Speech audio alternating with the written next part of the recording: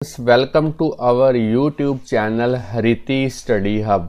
तो आज का जो हमारा टॉपिक है वो है कैसे हमने ऑनलाइन बुक स्टोर का जो पहला जो पार्ट है वो यहाँ पे कंप्लीट करना है। कहने का मतलब हम एक रजिस्ट्रेशन फॉर्म जो है वो डिज़ाइन करेंगे और बाद में उसके बारे में देखेंगे कि किस तरीके से हम उसके बैकएंड पे कोडिंग करेंगे ताकि हमारा डेटा जो है वो प्रॉपरली डेटाबेस के अंदर सेव हो पाए। तो पहला टास्क किसी भी प्रोजेक्ट का यही रहता है कि आपने उसका जो ग्राफिकल यूज़र इंटरफेस है वो पहले डिज़ाइन कर लेना है। तो चलिए आज की वीडियो जो है डिज़ाइनिंग पार्ट के रिलेटेड ही है। आज मैं आपको बताऊंगा कैसे आप बड़े ही इजी और सिंपल वे के साथ जो रजिस्ट्रेशन फॉर्म है यूज़र का, अगर कोई वेबसाइट पे आपकी आता है ऑनलाइन बुक स्टोर की वेबसाइट पे, तो सबसे पहले उसको जो है रजिस्टर करवाना पड़ेगा अपने आप को, ताकि हम बाकी जो है उसकी फंक्शनैलिटी जो है वेबसाइट के रिलेटेड उसको प्रोवाइड कर पाएँ। तो चलिए अब हम जो ये वाला आप देख पा रहे हैं मेरे पास एक लाइव रनिंग एग्जांपल है, ये मैंने पहले से ही क्रिएट करके रखी हुई है ताकि आप देख पाएंगे कि आज हमने जो फॉर्म डिज़ाइन करना है वो किस तरीके का है। तो चलिए इस प्रोजेक्ट को मैं स्टॉप कर देता हूँ। यहाँ पे इस पूरे प्रोजेक्ट को ही मैं क्लोज कर देता हूँ। एक नए प्रोजेक्ट के साथ शुरुआत करेंगे। यहाँ से फाइल न्यू। अब आप चाहें तो वेब एप्लीकेशन भी डेवलप कर सकते हैं या फिर वेबसाइट भी डेवलप कर सकते हैं। दोनों में डिफरेंस ये है कि अगर आप एक प्रोजेक्ट को इम्प्लीमेंट करते हैं तो आपको बाद में जो है जब आपने वेबसाइट को जब आपकी वेबसाइट कंप्लीट हो जाएगी तब आपको इसको जो है डिप्लॉय करना पड़ेगा ताकि इस प्रोजेक्ट को आप जो है किसी लाइव वेब होस्टिंग सर्वर के ऊपर होस्ट करवा पाएँ। मगर जब आप वेबसाइट एक क्रिएट करते हैं यहाँ पे क्लिक करके, तो आपको डायरेक्टली जो अपने फोल्डर्स की जो स्ट्रक्चर है वो कॉपी पेस्ट करनी पड़ती है सर्वर के ऊपर। आपको डिप्लॉयमेंट की जो कोई ज़रूरत जो है वो नहीं पड़ती। तो इसलिए मैं प्रेफर करूँगा कि आप जो है वेबसाइट ही यहाँ पे डेवलप कीजिए। तो चलिए यहाँ पे अब आपने ऑप्शन जो सिलेक्ट करनी है वो करनी है ASP.NET web form site C# के साथ। और चलिए यहाँ पे बाकी जो आपने आप एम्प्टी वेबसाइट ही यहाँ पे क्रिएट कीजिए, वो आपके लिए ज़्यादा इजी रहेगा। तो मैं यहाँ पे जो है फोल्डर सेलेक्ट कर लेता हूँ। यहाँ पे मैंने जो ये वाला प्रोजेक्ट जो है वो क्रिएट करना है, तो फाइनल डेवलपमेंट इसको सिलेक्ट कर लेता हूँ। अब मैं इसके अंदर जो है सारा प्रोजेक्ट जो है वो क्रिएट कर देता हूँ। तो यहाँ पे पहले से ही एक जो वेबसाइट है वो क्रिएट हुई है, तो मैं यहाँ पे एक नई वेबसाइट जो है वो क्रिएट कर देता हूँ। तो फ्रेंड्स स्टूडेंट्स जो मेरा प्रोजेक्ट है वो यहाँ पे क्रिएट हो चुका है। तो चलिए अब मैं यहाँ पे राइट क्लिक करता हूँ, सॉल्यूशन एक्सप्लोरर के अंदर यहाँ पे ऐड करते हैं एक ब्लैंक फॉर्म जो है वो ऐड करेंगे ऐड न्यू आइटम की हेल्प के साथ। यहाँ पे वेब फॉर्म, और अब आपने यहाँ पे जो इस वेब फॉर्म का जो नेम है वो रखना है रजिस्टर न्यू यूज़र। आप कोई भी नेम यहाँ पे रख सकते हैं। तो चलिए मैं इसको ऐड कर देता हूँ प्रोजेक्ट के अंदर। तो मेरा जो न्यू ब्लैंक फॉर्म है वो आ चुका है। यहाँ पे उसका जो सोर्स कोड है वो दिखा रहा है आपको विजुअल स्टूडियो। आपने डिज़ाइन के अंदर जाना है और सबसे पहले यहाँ पे डिज़ाइनिंग वाला पार्ट जो है वो क्रिएट करना है। तो मैं एक बड़ा ही सिंपल मेथड आपको बताता हूँ कि अब जब भी आपने किसी पेज को पार्ट्स के अंदर डिवाइड करना हो, जैसे मैंने यहाँ पे जो प्रोजेक्ट के अंदर जो पेज आप देख पा रहे हैं इसको मैंने 3 पार्ट्स के अंदर डिवाइड पहले से ही किया हुआ है। सबसे ऊपर वाला पार्ट जो देख रहे हैं ये एक हेडर पार्ट है और सबसे नीचे इसका जो फुटर पार्ट है और बीच में जो है मैंने रजिस्ट्रेशन फॉर्म जो है वो क्रिएट किया है। तो मैंने हेडर फुटर इसलिए छोड़े हैं कि जब मैं डिज़ाइनिंग और भी अच्छी इसको बनाऊंगा, वेबसाइट को अट्रैक्टिव और काफ़ी देखने में अच्छी लगेगी वेबसाइट, इमेजेस को प्लेस करूंगा यहाँ पे पार्ट्स के अंदर, तब ये पार्ट्स जो हैं हेडर और फुटर काफ़ी यूज़ होगा। तो मैं इसको पहले से ही डिवाइड करने के लिए यहाँ पे एक टेबल क्रिएट करता हूँ, इंसर्ट टेबल। अब आपने यहाँ पे नंबर ऑफ रोज जो है वो कितनी रखनी है, 3। पहली रो जो है वो हेडर के लिए, सेकंड रो जो है वो रजिस्ट्रेशन फॉर्म के लिए, और थर्ड रो जो है वो है आपके फुटर पार्ट के लिए, और जो कॉलम है अभी मैं यहाँ पे 1 कर देता हूँ। तो चलिए इसको मैं ओके कर देता हूँ। तो यहाँ पे आप देख पा रहे हैं मेरा जो पहला पार्ट है वो ये हो गया। आप चाहें तो इसकी जो विड्थ है वो हाइट जो है वो इंक्रीज़ कर सकते हैं। ये सेकंड पार्ट, और ये मेरा आ गया थर्ड पार्ट। तो फुटर पार्ट के अंदर मैं लिख देता हूँ thanks for visiting our online book store. चलिए इसको मैं डायरेक्टली लिख देता हूँ और अब मैं इसको जस्टिफाई सेंटर कर देता हूँ।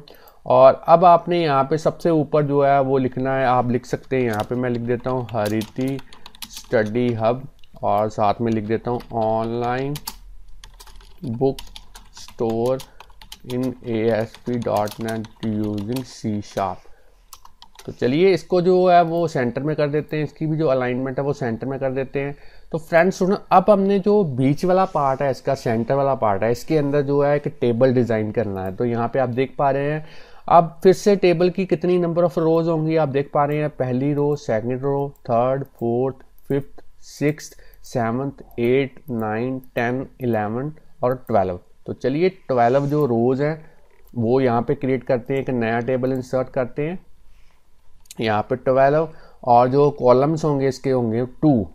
तो यहाँ पे मैं ऐड कर देता हूँ। तो फ्रेंड्स स्टूडेंट यहाँ पे आप देख पा रहे हैं मेरा जो नया यहाँ पे टेबल है वो यहाँ पे क्रिएट हो चुका है। आप चाहें तो इसकी जो यहाँ पे हाइट है वो आप इंक्रीज कर सकते हैं और ऊपर से जो है इसकी विड्थ जो आप डिक्रीज कर सकते हैं। यहाँ पे हाइट जो है ऊपर से मैंने जो स्पेस है इसको कम कर दिया है ताकि देखने में ये और भी अच्छा जो है वो लगेगा। तो ये CSS के मुकाबले CSS में भी बढ़िया आप डिज़ाइन कर सकते हो, मगर मैं क्योंकि बिगिनर्स को ये प्रोजेक्ट डेवलप करना बता रहा हूँ, बाद में CSS के थ्रू भी आपको बताऊँगा कैसे इसकी जो आप क्रिएटिविटी है वो कर सकते हैं। मगर अभी के लिए जो है आप बिगिनर लेवल पे आप टेबल ही जो है वो यूज़ कर सकते हैं और काफ़ी अच्छा इफेक्ट आपको देखने को मिलेगा काफ़ी कम एफर्ट्स के साथ। तो यहाँ पे मैंने अब करना क्या, इस पूरे टेबल को सिलेक्ट करूँगा, यहाँ से पूरे टेबल को सिलेक्ट किया और अब आपने यहाँ पे जो बैकग्राउंड कलर है वो कोई भी आप दे सकते हैं। तो चलिए इस बार हम ग्रीन कलर जो है वो यूज़ कर लेते हैं और अब आपने फिर से इसको सिलेक्ट करना है, सारे ही टेबल को प्रॉपर्टीज़ के अंदर जाना है और इसकी यहाँ पे एक प्रॉपर्टी है बॉर्डर, वहाँ पे आप 0.75 1 यहाँ पे 1 दे सकते हैं ताकि आपकी जो बॉर्डर लाइंस हैं वो देखने में और भी अच्छी लगेंगी। तो अब आपने पहली जो रो है इसको पूरे को सिलेक्ट करना है। यहाँ पे मैं आपको दिखा देता हूँ। पहली जो रो है इसको सिलेक्ट किया, राइट क्लिक किया, मॉडिफाई किया, इसको मर्ज सेल किया। तो चलिए ये एक सेल बन चुका, एक रो बन चुकी है कंप्लीट। अब मैं यहाँ पे डायरेक्टली लिख सकता हूँ न्यू यूज़र रजिस्ट्रेशन फॉर्म।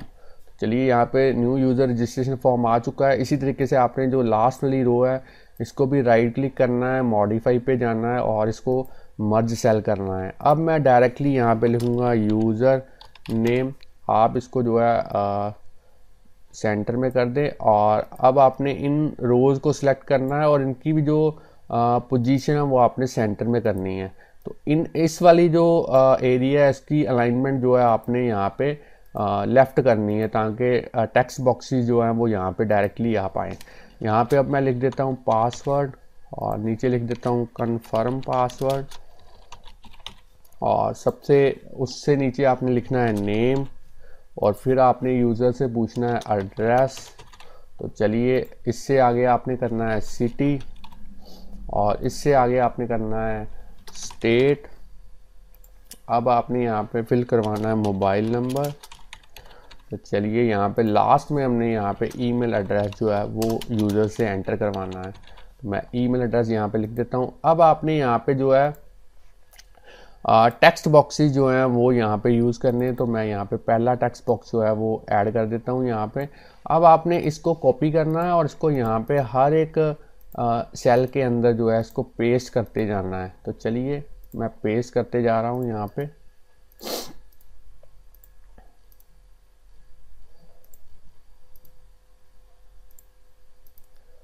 तो देखिए मैंने पेस्ट कर दिया। अब आपने यहाँ पे एक बटन यूज़ करना है ताकि इस तरीके से हम अवेलेबिलिटी वाला बटन जो है वो क्रिएट कर पाएँ। तो चलिए यहाँ पे मैं एक बटन ऐड कर देता हूँ, सिंपल बटन ऐड करेंगे और इस बटन को जो है प्रॉपर्टीज़ के अंदर जाने के बाद इसकी जो टेक्स्ट प्रॉपर्टी है उसको चेंज करेंगे और यहाँ पे लिखेंगे चेक अवेलेबिलिटी।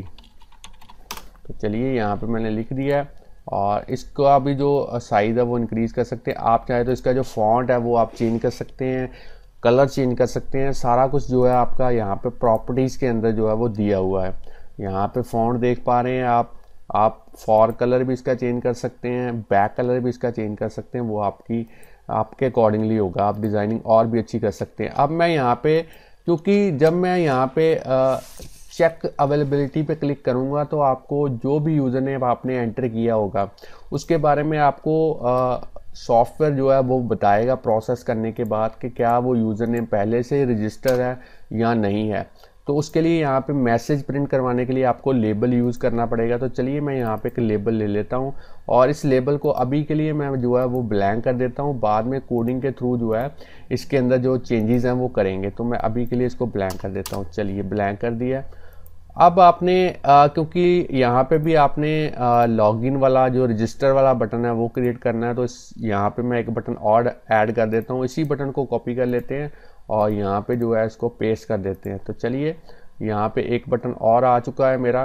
अब थोड़ा सा ना इसको थोड़ा सा पूरे के पूरे यहाँ पे टेबल को सिलेक्ट करते हैं और उसको थोड़ा सा इसकी हाइट इंक्रीज कर देते हैं ताकि स्पेस हमें थोड़ी ज़्यादा मिल पाए। तो चलिए यहाँ पे मैं अब प्रॉपर्टीज़ के अंदर जो है टेक्स्ट प्रॉपर्टी के अंदर यहाँ पे लिख देता हूँ रजिस्टर। अब यहाँ पे क्योंकि हमने जब रजिस्टर करना है तो तब हमने काफ़ी सारी वैलिडेशंस जो हैं वो अप्लाई करनी है इस फॉर्म के अंदर, जैसे ब्लैंक ना हो, हमारा यूज़र नेम पहले से एग्जिस्ट ना करता हो, पासवर्ड कन्फर्म पासवर्ड के साथ मैच करता हो। तो वो सारे जो भी मैसेजेस हैं वो प्रिंट करवाने हैं हमने यूज़र को दिखाने के लिए। तो यहाँ पे एक लेबल और ले लेते हैं और इसकी भी प्रॉपर्टी जो है अभी के लिए ब्लैंक कर देते हैं। कोडिंग के थ्रू इसके अंदर जो है वो चेंजेस करेंगे। अब हमने यहाँ पे जो पासवर्ड और कन्फर्म पासवर्ड है ये दोनों मैच करवाने के बाद अगर मैच नहीं होते, यूज़र ने पासवर्ड कुछ और लिखा है, कन्फर्म पासवर्ड के अंदर कोई और गलती कर दी है, स्पेलिंग मिस्टेक कर दिया है, तो उसके रिगार्डिंग जो मैसेज प्रिंट करवाना है वो यहीं पे हम करवाएंगे। जैसे यूज़र नेम के नीचे हमने लेबल लगाया है ना, ऐसे ही हम यहाँ पे एक लेबल लगा लेते हैं। तो चलिए यहाँ पे एक लेबल लगा लेते हैं और इसको भी अभी के लिए जो है वो ब्लैंक कर देते हैं। तो चलिए फ्रेंड्स तो ना यहाँ पे अब आपने क्या करना है, आप चाहें तो अब जैसे मैंने इसकी जो विड्थ है इस रजिस्ट्रेशन फॉर्म की वो कम की है, तो आप भी इसको जो है वो कम कर सकते हैं। वो करना कैसे है वो मैं आपको बता देता हूँ। इस तरीके से आपने इसको सिलेक्ट करना है। पहले तो टेबल के यहाँ पे कॉर्नर पे जाने के बाद इसको सिलेक्ट करना है आपने। एक बार अच्छे से इसको सिलेक्ट करते हैं और यहाँ से जो है इसकी जो आपने जो विड्थ है वो डिक्रीज़ करनी है। तो चलिए इसको मैं सेंटर में कर देता हूँ यहाँ से, और इसकी भी जो यहाँ पे इसको सेंटर में मैं अलाइन कर देता हूँ एक बार। तो चलिए अब इसको फिर से सिलेक्ट करेंगे, पूरे के पूरे फॉर्म को सिलेक्ट करते हैं और इसकी जो विड्थ है वो इंक्रीज़ यहाँ पे सॉरी हाइट जो है वो इंक्रीज़ कर देते हैं। तो चलिए फ्रेंड्स तो ना यहाँ पे मैं इसको सेव करवाता हूँ। आप चाहें तो ऊपर भी जो है इमेजेस लगा सकते हैं, बाद में मैं आपको बताऊंगा कैसे आप बड़े ही अच्छे और इफ़ेक्टिव वे के साथ ऊपरले पार्ट में जो हेडर पार्ट में एक इमेज फिक्स कर सकते हैं, जिससे आपका फॉर्म जो है वो देखने में और भी अच्छा लगेगा। तो चलिए इसको मैं सेव करता हूँ, इसको एक बार रन करके दिखा देता हूँ आपको कि अब जो मेरा रजिस्ट्रेशन फॉर्म है वो किस तरीके से आपको विजिबल है। तो यहाँ पे आप देख पा रहे हैं काफ़ी अच्छे तरीके से जो मेरा रजिस्ट्रेशन फॉर्म है वो बन चुका है। तो फ्रेंड्स स्टूडेंट्स ये वाला जो रजिस्ट्रेशन फॉर्म है ये आपको हर एक प्रोजेक्ट के अंदर काम में आएगा। चाहे आप ऑनलाइन शॉपिंग वेबसाइट क्रिएट कीजिए, चाहे ऑनलाइन मिल्क शॉप आप क्रिएट कीजिए, चाहे ऑनलाइन व्हीकल स्टोर, किसी भी तरीके का ऑनलाइन आप प्रोजेक्ट क्रिएट करने जा रहे हैं तो आपको इस रजिस्ट्रेशन फॉर्म की ज़रूरत जो है वो पड़ेगी। अगर आप इस ऑनलाइन बुक स्टोर को डेवलप करना सीख जाते हैं तो मैं श्योर हूँ कि आप कोई भी प्रोजेक्ट जो है वो क्रिएट कर पाएंगे, क्योंकि प्रोजेक्ट की जो फंक्शनैलिटी है वो काफ़ी हद तक सिमिलर होती है। थोड़ा बहुत प्रोजेक्ट जो है वो ऐड करता है अपने आप में एक टिपिकल जो स्पेसिफिक जो फंक्शनैलिटी, बाकी फंक्शनैलिटी जो है वो सेम होती है।